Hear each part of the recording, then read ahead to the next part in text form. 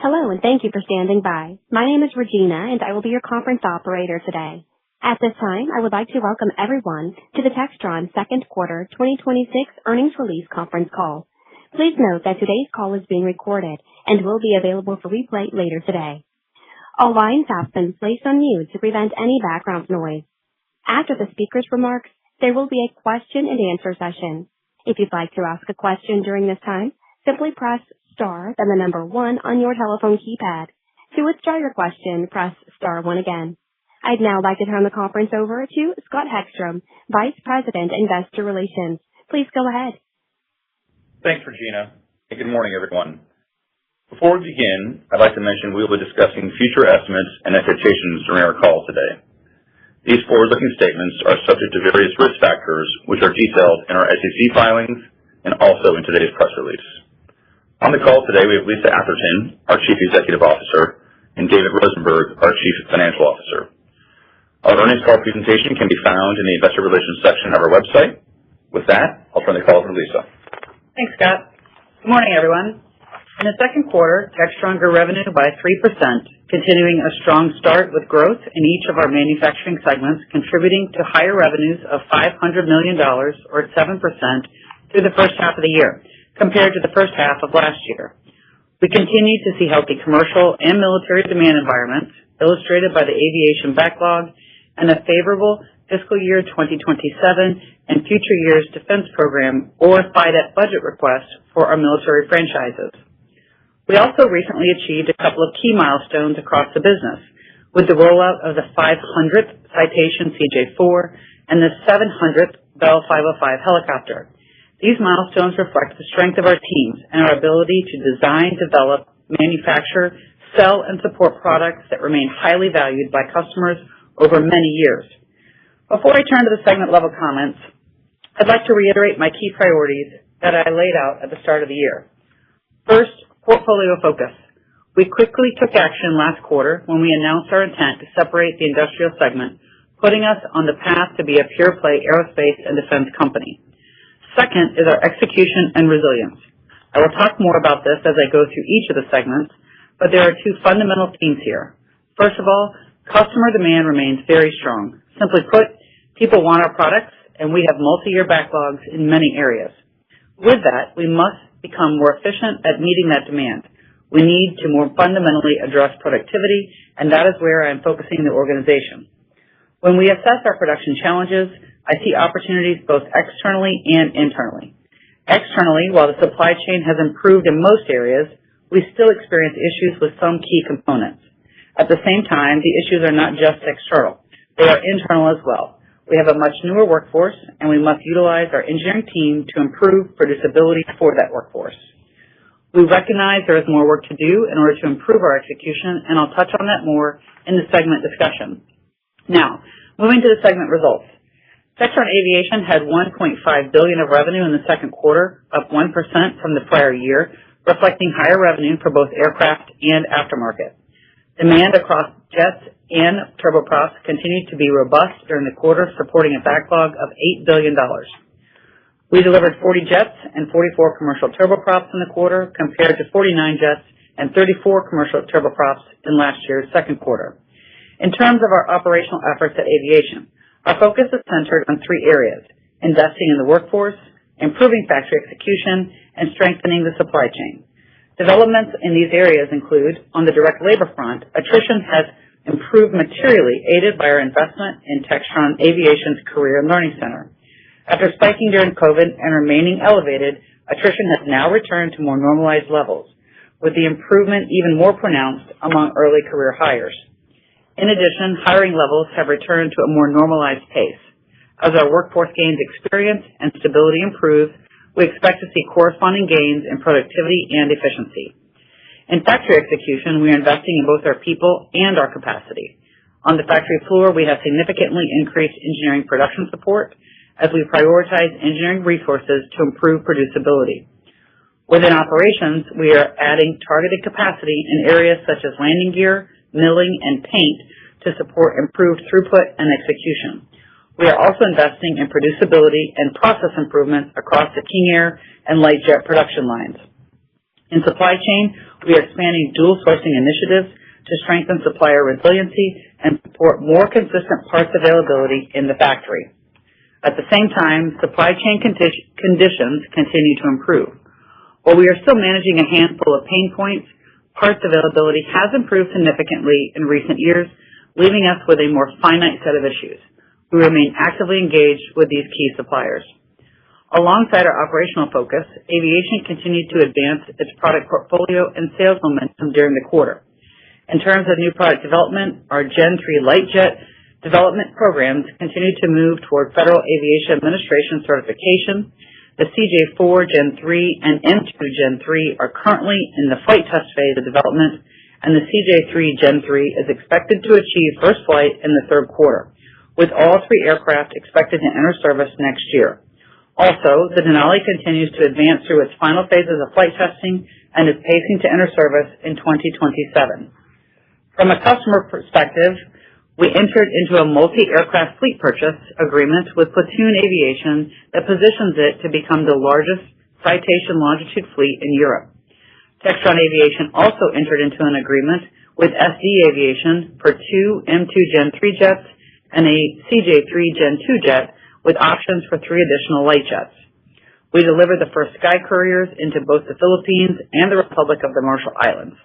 In both cases, customers took the 19-passenger variant equipped with the optional passenger to freighter conversion kit, enabling the aircraft to transition between full passenger and full cargo configurations. In addition, we expanded our global service footprint, highlighted by the opening of a new Melbourne service facility and continued ramping deliveries of the Ascend with NetJets, taking its first 5 aircraft in the quarter. Moving over to Bell, we had another quarter of solid growth with revenue up 6% from a year ago, driven by increased military and commercial revenue. We continue to make progress on the MV-75 Cheyenne program, which remains a key long-term growth driver for our company. This includes completing the first 2 wing structures, representing an important step forward in the program's build and development progression. Building on decades of experience with the V-22, the first wing was fabricated with 90% fewer labor hours compared to the initial V-22 wing build, and the second wing build was produced with an additional 40% reduction on that, highlighting the team's focus on affordability and production readiness. As we previously disclosed, the U.S. Army is pursuing an above-threshold reprogramming request for an additional $350 million of government fiscal year 2026 funds for the MV-75 program. We anticipate Congress to complete this process within the third quarter. Absent these funds, Textron has made the determination to move forward on a self-funded basis to support the program through the remainder of the government's fiscal year.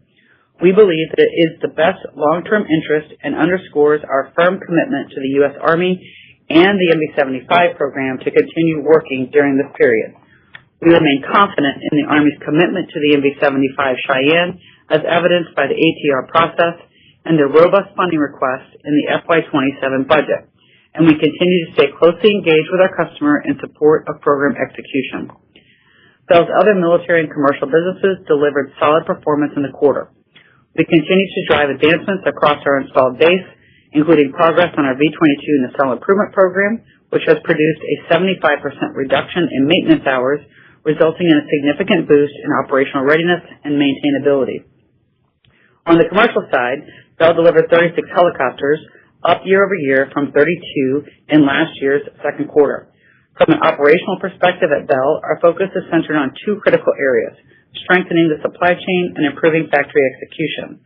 The supply chain team continues to focus on the dual sourcing of critical raw materials needed to support gearbox and rotor blade manufacturing, including gear steel, castings, and extrusions. Capital investments made at our drive system center and rotors facility began in the quarter. These improvements are aimed at increasing capacity and throughput while reducing touch labor. We also have a new AI-enabled shop floor scheduling tool that was born in Bell's Manufacturing Technology Center, which has completed testing and started to roll out across Bell's fabrication centers. Alongside our operational focus, Bell continued to see demand across its portfolio, including an order for 3 additional Bell 407s by LifeFlight Network, the largest not-for-profit air medical program in the country, which currently operates 35 Bell aircraft. At Systems, the business had another great quarter with revenue growth of 7%, driven by execution across its programs. Through the first half of the year, Systems generated revenue growth of 10%, reflecting positive momentum in the segment. During the quarter, we began production of the Mobile Strike Force vehicle at our Slidell, Louisiana facility for delivery of 65 units to Ukraine. In addition, following the $450 million pre-production development award from the U.S. Marine Corps earlier this year, the Advanced Reconnaissance Vehicle, or ARV program, completed its system functional review and continued design work in preparation for delivering 16 prototype vehicles. Our ATEC business also had a good quarter, driven by new contracts kicking off with the U.S. Navy and the U.S. Marine Corps. At Industrial, TSV experienced strong growth in the PTV, while its core E-Z-Go Golf business has stabilized as the lease renewal cycle normalizes. Caltech secured another new business award for its pentatonic battery systems, representing progress in supporting electrification and future growth opportunities within the segment.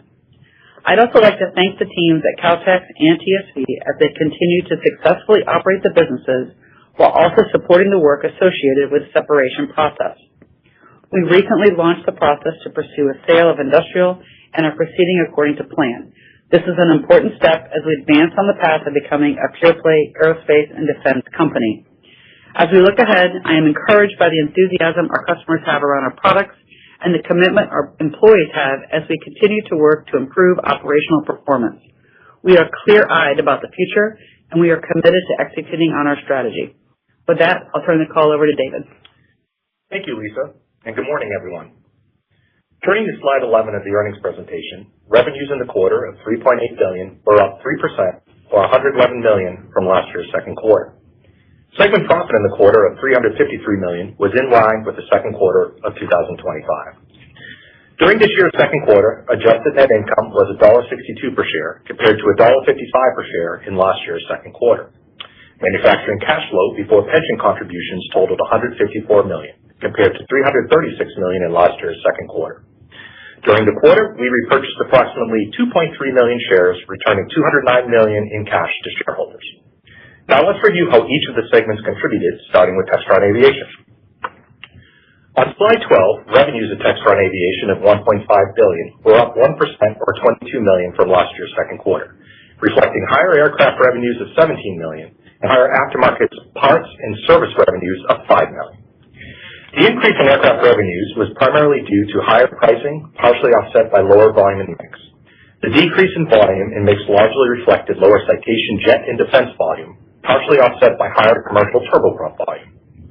Segment profit was $165 million in the second quarter, down $5 million or 3% from a year ago, primarily due to an unfavorable impact from manufacturing inefficiencies and lower aircraft volume and mix, partially offset by lower warranty costs. Backlog at the end of the second quarter was $8 billion. Looking at Bell, revenues of $1.1 billion were up 6% or $58 million from the second quarter of 2025. The revenue increase in the quarter was driven by higher military revenues of $47 million, largely due to higher volume on H-1 production and the MD-75 program.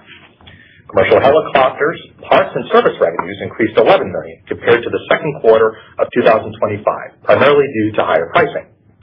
Segment profit of $75 million was down $5 million or 6% from last year's second quarter, primarily due to an unfavorable impact from program performance and from the mix of military programs, partially offset by lower research and development costs. As Lisa mentioned, the Army is focused on its reprogramming efforts for the government's fiscal year 2026. With that, we continue to execute on the MD-75 Cheyenne program on a self-funded basis as we wait for the ATR process to conclude. Backlog in the segment ended the quarter at $7.5 billion. At Textron System, revenues of $347 million were up 7% or $23 million from the second quarter of 2025, primarily due to higher volume on armored land vehicles and military training and support services provided by Airborne Tactical Advantage Company, or ATAC. Segment profit of $44 million was up $4 million or 10% compared with the second quarter of 2025, primarily due to lower research and development costs. Backlog in the segment ended the quarter at $3.3 billion. Looking at Industrial's revenues were $848 million, up $9 million from last year's second quarter. Caltech's revenue increased $17 million, largely due to a favorable impact from pricing and from foreign exchange rate fluctuations. Textron Specialized Vehicle revenues decreased $8 million, reflecting lower volume and mix and the impact from the disposition of the power sports business, partially offset by higher pricing. Segment profit of $59 million was up $5 million or 9% for the second quarter of 2025, primarily due to higher pricing, net of inflation, partially offset by lower volume and mix. Pricing net of inflation includes tariffs recovered in the second quarter of 2026 that were previously imposed as part of IEEPA. Finance segment revenues were $14 million and profit was $10 million in the second quarter of 2026, as compared to segment revenues of $15 million and profit of $8 million in the second quarter of 2025. To wrap up with guidance, we are reiterating our expected full-year adjusted earnings per share to be in the range of $6.40 to $6.60. We are also reiterating our expected full-year manufacturing cash flow before pension contributions to be in the range of $700 million to $800 million. Our full-year guidance assumes receipt of additional FY26 funding for the MV-75 Cheyenne program. Absent the receipt of any additional funding and inclusive of other outlook assumptions, our adjusted EPS could be negatively impacted by 20 to 30 cents, and cash flow could be negatively impacted by $150 to $250 million. This concludes our prepared remarks. We are happy to open the line for questions. We will now begin the question and answer session. To ask a question, simply press star followed by the number 1 on your telephone keypad. Our first question will come from the line of Robert Stallard with Vertical Research. Please go ahead. Thanks very much. Good morning. Hi. Lisa, I was wondering if I could start with you. I was wondering if you give us an update of what you think the aviation business will be doing in the second half of this year and whether these supply chain issues could be alleviated. I think so. So look, I think the dynamics at aviation are just exactly how we framed them out. We have very strong demand, and we have to continue to drive better operational efficiency. When we talk about labor, I mentioned that our attrition rate had spiked. It remained elevated for quite some time, but that's now stabilized, which has significantly helped. But we continue to have that newer workforce that just has to further season through the manufacturing floor. Just to put a finer point on that, we have about 50% of our workforce that has less than 5 years of experience compared to 2019 when that was less than 30% that had that experience. So we are continuing to make great progress there with that learning center, and I think it's going to continue to prove out as a successful investment into our factory. We've made some very intense and intentional investments here. Along with the Career and Learning Center, it gets the right people in the door. It screens them effectively. It sets them up for a better transition when we get them out in the factory. But we've also increased the engineering resources out there on the factory floor. That helps us with the learning curves. It's going to help us with issue resolution more quickly on the factory floor, and then just overall quality management so that we have the right products getting out the door at the right time. And I believe we'll see increasing benefit from this effort and energy over time. So simultaneously, when we look at the workforce development, we still are navigating supplier challenges. We have largely managed through the bulk of them, but we still have some key pain points that we are focusing on. And so where we can, we are dual sourcing in these areas that can increase capacity, and it's going to protect our operations. We don't want to see out-of-station work, and so that's what we're trying to focus on to make sure that we bring that material in so that we don't have those out-of-station inefficiencies. In addition to that, we have initiated a cross-company supply chain council so that we can start approaching some of these suppliers that we see across all of our segments and just really negotiating with them with a much larger position. So as we move to a more pure-play aerospace and defense company, we're going to lean into those efficiencies across the company. So I'm very confident this is going to improve. We are taking concrete steps and really prioritizing the investment where we need to see that improve performance. David, I don't know if you have any other color you want to add to that. Sure. So, Robert, as you've often heard us talk about, we believe the aviation business should have incremental margins of about 20 to 25%. If you look right now at the overall productivity challenges we're having, it's not only impacting our overall cost, but also preventing us from delivering additional new aircraft, which of course are very much accretive. So looking at the overall opportunity set that Lisa just highlighted, it's probably worth about $150 million of incremental profit to us, or about 200 basis points, which would then tie to that 20 to 25% incremental margins. Obviously, we're not going to achieve that tomorrow, but with the focus that Lisa highlighted of our engineering resources, our capital investments back into the factory, we believe over the medium term we're going to get there. To your overall question about the second half of the year, I would say when we look at Q3, you can expect revenue cadence to have a similar profile to Q2. In terms of margins, I would expect that we wouldn't see margin growth until Q4 of this year versus where we sit today. That's great. Thanks so much for that. Our next question will come from the line of Peter Arment with Baird. Please go ahead. Yeah, thanks. Good morning, Lisa, Dave, Scott. Hey, Lisa, maybe just to add, like to follow up on Dave's last comment on the second half of the year kind of volume for aviation deliveries. You're basically matching last year's levels currently. You're, I think, only 3 units less than last year, first half deliveries. Just, you're investing a lot. I'm just trying to get a better handle on, when we should start to think about where that productivity starts to really flow through. You've talked about the capacity additions and the new employees. But, just thinking about absolute level of deliveries, is there the ability to kind of give a finer point on when you think that productivity starts to flow through? Thanks. I'm not sure we're going to be able to give a finer point on the exact dates of when that flows through, but I think if we look at the various aspects, we talk about the employees in particular, it's been pretty well proven out that it takes about 5 to 7 years to generate an employee that has all the reps and sets to be able to get through the learning curves of being out there on the factory floor. So when you talk about those new employees that started coming in around 2022, we should start to see that yield next year with employee productivity. And we are starting to see areas across the factory floor where we are seeing that improvement. So I think in the next year, we see the learning curve starting to improve. From the out-of-station work, if we can get some of this dual sourcing addressed and bring some of these, in particular things like spars into the factory, that will significantly improve our productivity. So look, our goal is to start seeing improvement in this area of overall product deliveries towards the last part of 2027. Got it. I'll leave it there. Thanks. Thanks. Our next question will come from the line of Sheila Kahyaoglu with Jefferies. Please go ahead. Good morning, Lisa and Dave. Maybe if you guys could talk more about Bell and the funding situation for fiscal 26 regarding MD-75. How do we think about it from a procedural standpoint from here, the financial implications, and how are you navigating the workforce, the development program through the end of this year and potentially into next year? Yeah, sure thing, Sheila.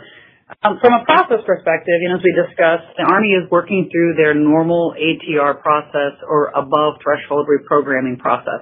That allows them to realign funds inside of their own budget, but it has to go back to Congress for Congress to sign off to move that authority from one program to the other. So they have worked through that process pretty diligently over the last several months. It's normal around this time of year for this to occur. And our understanding at this point is that it has been approved through the OMB process and should be sent to Congress soon. We anticipate any day. But based on the congressional calendar, look, it's my expectation this could stretch out until September before Congress gets to the point where they actually sign off on the realignment of those funds. So absent that, we've made the determination that really is in the best interest of the overall long-term health of the program for us to continue forward. We have communicated that well with the Army, and we are working with them to make sure that they understand the work is progressing on the development of the program as we move forward. So, but if you look at overall Bell's results through the quarter, candidly, they actually performed very well in the quarter with revenue up 6%. It did impact our profitability because of the way we addressed this potential ATR going forward. We took a very conservative booking rate as we have not yet received that ATR. And so with that program adjustment, if we had not had that adjustment, Bell's margins would have been very comfortably inside their guidance range for the quarter.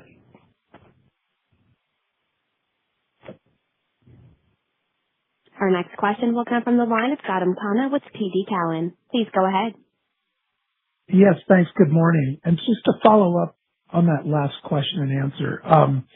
So to be clear, are you guys moving forward with the supply chain, not slowing them down on the MD-75? And then relatedly on the booking rate adjustment, did you assume some learning curve loss, if you will, in the adjustment, or why was that adjustment made if you expect the funding fairly imminently? Sure. So regarding the supply chain, We are still working with our supply chain. We have put, minor spending caps on the supply chain to stay inside that $350 million range. That is what we had anticipated to execute on during this quarter anyway. And so we're working with our suppliers to make sure we stay inside that cap because we want to make sure that we don't lose any momentum that we have gained with the suppliers to date. And I'm sorry, your second question again, could you please state that? Yes, on the reduction in the booking rate, was that an assumption on learning curve loss, or why do a change in the booking rate if the level of business activity is the same on the program? So it's not a change in learning curve. It's a conservative approach to the booking rate because the ATR hasn't been awarded yet, and that was a Q2 impact, and then we'll see how it plays out in Q3. Gotcha. And just to put a fine point on the other impact to guidance to revenue, if that money doesn't come through, did you say it was $350 million, or what is the revenue impact if the money doesn't come through? So it would be roughly around that, but we don't perceive a situation where our Bell revenue guidance will change in this scenario. Then to put a finer point on it is the way we look at it right now. Obviously, we said there's a 20 to 30 cent impact from a totality perspective. When we look at our different businesses right now, we'd expect from a guidance perspective, we would likely be above the guide at our industrial business from a margin perspective. On the high side of the guided systems, assuming Bell gets the ATR, we think we'd be comfortably in the guide, and we would expect aviation would be on the low end of the guide. So that's kind of the puts and takes overall that drive the 20 to 30 cent impact. And overall on revenue, we see ourselves roughly in line across the businesses today. Very helpful. Thank you. Our next question will come from the line of Gavin Parsons with UBS. Please go ahead. Morning. Hey, Gavin, we're having a hard time hearing you. Sorry, guys. Good morning. Can you hear me? You're back. Yep. Appreciate it. Thanks for the color on the aviation margin opportunity. That is very helpful to quantify. Is that purely internal productivity, or does that also include an assumption that the supply chain improves? And just trying to get a sense for how much of that is under your control versus dependent on external supply chain improvement. So it's certainly a combination of both, but when you look at external suppliers, for example, you saw Lisa highlighted earlier, we can also work that via dual sourcing. So it certainly is a combination of both. And solving the external supply chain issues along with investing our engineering resources to make our planes more producible is kind of the secret sauce to improving the overall picture. But I'd say it's certainly kind of 50-50 split for both, but we certainly want to drive our own destiny when it comes to our external suppliers as well. Thank you. Our next question will come from the line of Seth Seifman with J.P. Morgan. Please go ahead. Hey, thanks very much, and good morning. Is there a limit on if you don't get the ATR by a certain time, a limit to how much you'd spend? So we are trying to manage this to the $350 million threshold that we had expected to have by the ATR, and so that's what we're internally managing to. And then, on October 1st, when the FY27 budget is initiated, even if there is a continuing resolution, the government would go back to its normal spending with the company. So we are managing this over the next, say, 9 weeks to make sure that we stay inside the $350 million. But also progressing the program as needed to get it ready to continue to move forward with the desires of first flight. Okay. Excellent. Thanks. Our next question will come from the line of Miles Walton with Wolfe Research. Please go ahead. Thanks. Good morning. First, a clarification, if you could, David, on the tariff relief. Can you just size that? And then, Lisa, on the fourth quarter MV-75 program strategy, if you're under a continuing resolution, do you sort of assume that everything in the budget documents, which obviously is quite bullish, do you assume that that's where you should run the program, or do you take a more approach? Yeah. Yeah, so I hit it first, and then I'll pass it over to David for the tariff. So the way the process would work with the continuing resolution is the government's only going to be authorized to spend at the levels that they were approved for in 2026, which was around $1.2 billion. They also had an additional $310 million from the reconciliation budget. So they would have a percentage of that allowables for us to spend under continuing resolution. So we would probably be somewhat conservative in the fourth quarter, but in line with what we expected to perform when we put together our operating plan. So we've been also working that process with the Army to make sure that we continue to progress towards the goals of first flight, but feel like we're pretty solidly funded through the first, I'll say, 6 months of FY27 to give the government time to get through their continuing resolution process. On the tariff question, so the big impact on tariffs this quarter was at TSV within our industrial segment. We got a gross refund of IEEPA tariffs of $21 million for TSV. The net impact that on the results was about $18 million. Okay, thank you. Our next question will come from the line of Noah Poponak with Goldman Sachs. Please go ahead. Hey, good morning, everyone. Dave, just want to kind of make sure I understand the aviation margin progression you're pointing to. So it sounds like you're saying 3Q is relatively flat sequentially, 4Q up. Do you still get to the low end of 11 to 12 for the full year? And then I guess if I took 11 as a starting point for 2026 and assumed you achieved the 20 to 25 incremental for a few years, close to the end of the decade, you would add that 200 basis points you talked about to get into the 13s. Is that sort of the quarterly and annual shape of the margin you're now looking at? So I think you described 2026 very well, and I'll probably wait till January to give you guidance on 2027. Okay.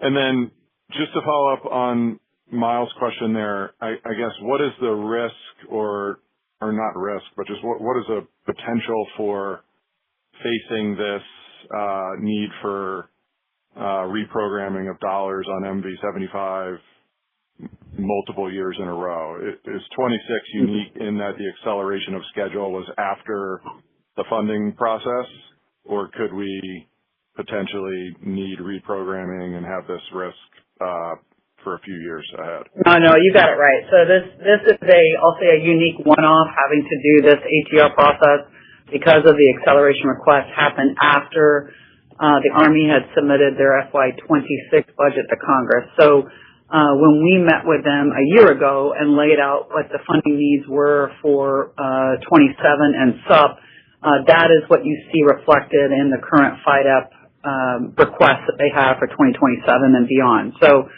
we view this as I'll call it a one-time event, and then we will manage very closely to the allowable budgets going forward to meet our expectations.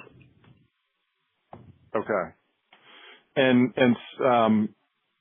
citation jet or aviation business jet deliveries for the year, do you still see that at the same level as where you started the year's plan or started guidance at the beginning of the year, or are you now expecting that to be lower? So we obviously aren't going to get into deliveries, but from a revenue perspective, we see ourselves in line versus our previous guidance for the year. Okay. All right. Thank you. Thank you. Our next question comes from the line of David Strauss with Wells Fargo. Please go ahead. Thanks. David, you might be on mute. There we go. Can you hear me? Gotcha. Okay, thanks. So the press release mentioned that you've initiated the sale process for industrial. So is the sale of all of industrial the more likely path from here as compared to spinning it out? Yes, I think we're early in that process. We are kind of doing a dual path of initiating the sale process as well as the work required to do a spin.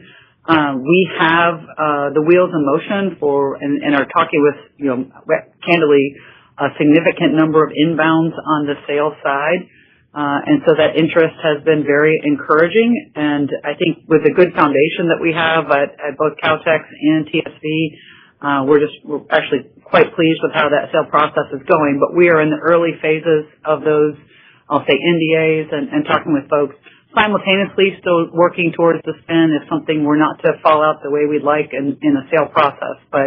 And in terms of how we would do that, that's yet to be seen. I think we've seen various levels of interest of all of industrial in one piece, and in some cases it's been in different parts and pieces. So we will evaluate that over the coming weeks, and you guys will be sure to know soon. Okay.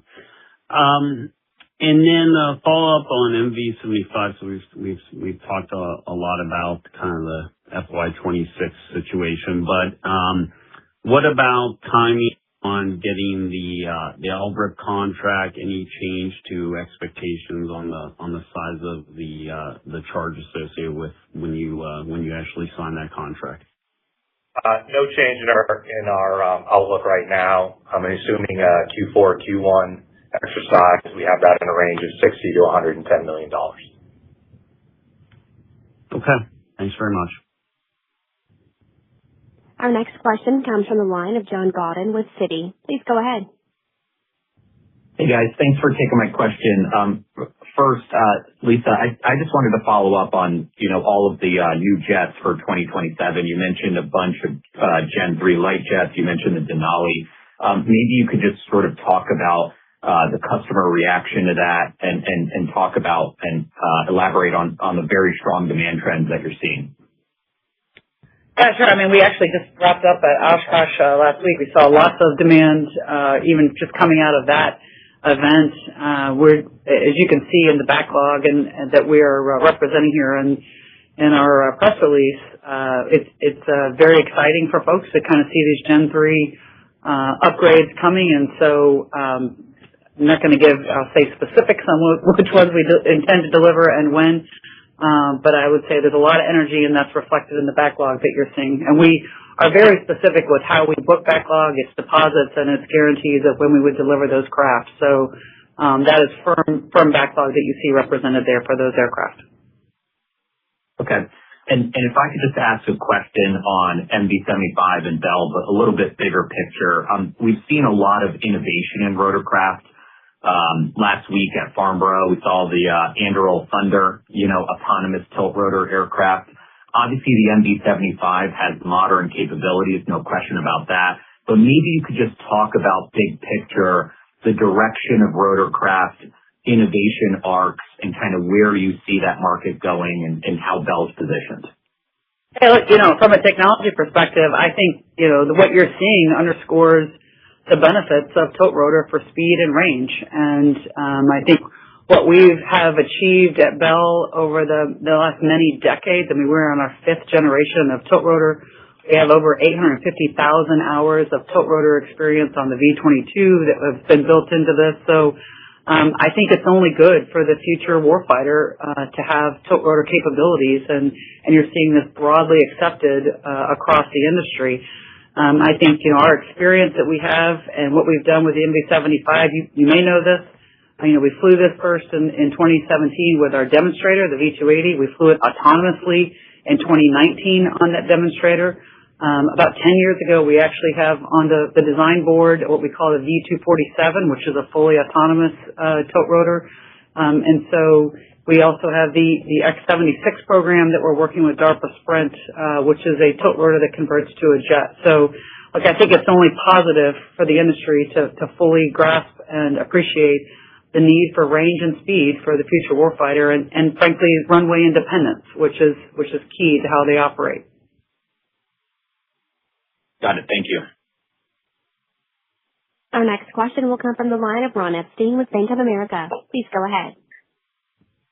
Yeah, hey, good morning, everyone, and thanks for the question.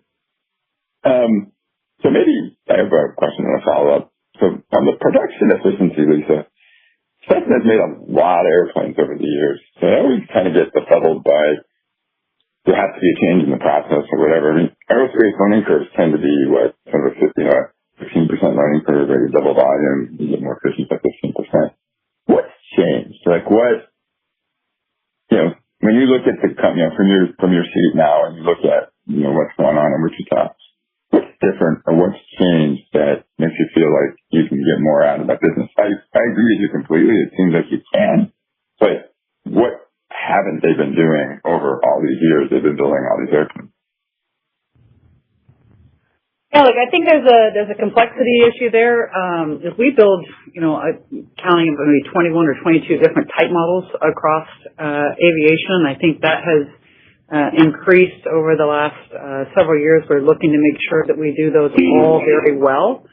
I think what you saw significantly that's changed is, about 5-6 years ago, the workforce turnover that occurred. And so that is the aspect of it that we really have to focus on. And it's not just at Cessna and Beechcraft, it's also out in our supply base. They also had that same workforce turnover.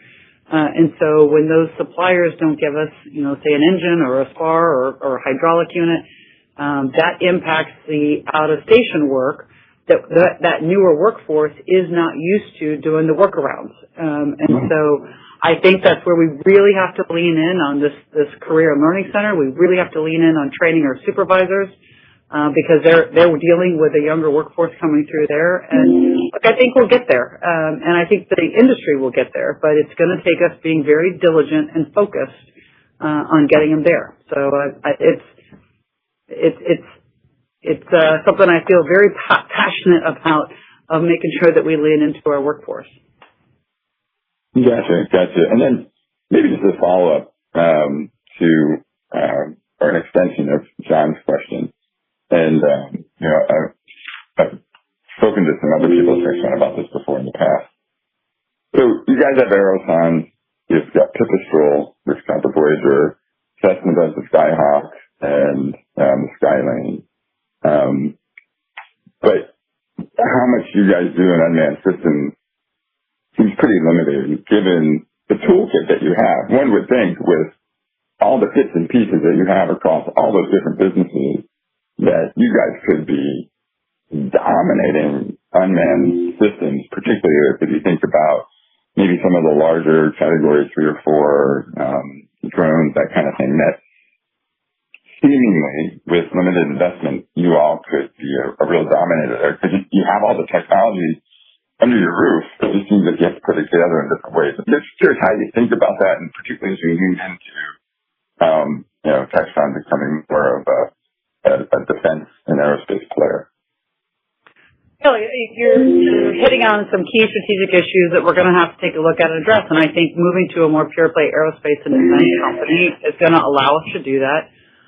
We are initiating a lot more cross-talk and engineering design across the business. And what we've got across the various portfolio, I think we've worked on this, I think, in the fly-by-wire aspect of this. I mean, that is an evidence of what we're doing in order to bring to bear what we can do across all of Textron underneath our own roof. But you raise the exact right point. I mean, we should be leaning into this where it makes sense in the higher end of unmanned air vehicles. I think that's one thing you'll see me push towards the higher end, not the Group 1s and Group 2s. But I think there's a lot of capability there across the company that we need to lean into. One would think an unmanned Skyhawk is fantastic. Like just such a robust vehicle and has volume. You could do all seemingly, that the team that you could do something pretty cool with it. It's just a thought. Yeah, no, thanks. Well, we'll take that back to the team. There's a lot there, and I think we can do across the company. Yeah, thank you very much. Yeah. Yep. Our next question will come from the line of Kristine Liwag with Morgan Stanley. Please go ahead.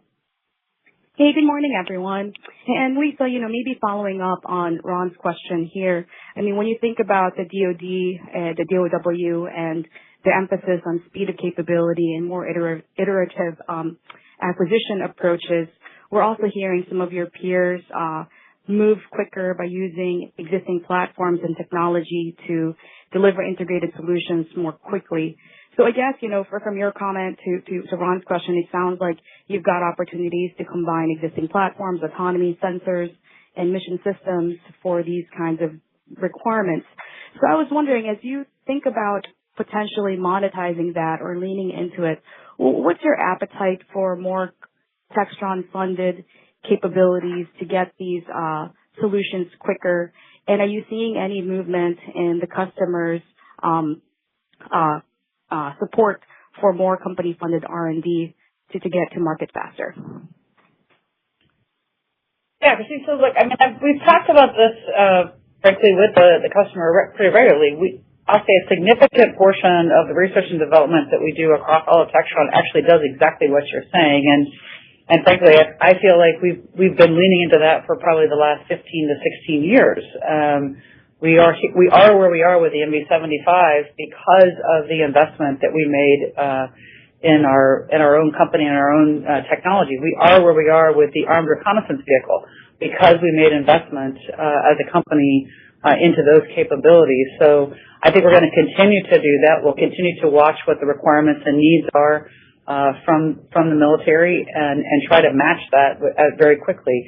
We are a commercially minded company that can take that R&D and apply it to military applications. So I think we're going to continue to do that as we've demonstrated so far.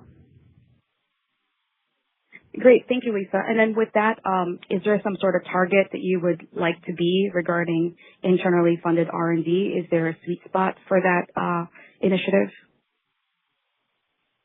No, I think where we've been spending at this point, I think is the appropriate level of spend. And because we've seen it yield, I think we're in that right sweet spot right now. Thank you. Our final question will come from the line of Doug Harned with Bernstein. Please go ahead.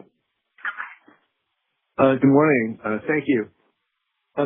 Lisa, last quarter you talked about at Aviation getting to an equilibrium level in a sense of 200 jets per year.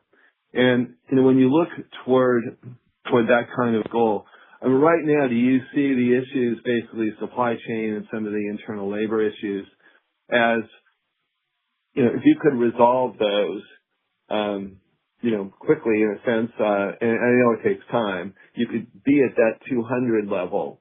And when you look at the gap, perhaps, between what you can deliver and that goal, how does that affect, if at all, order flow coming in, given that there's a, fairly long backlog there right now?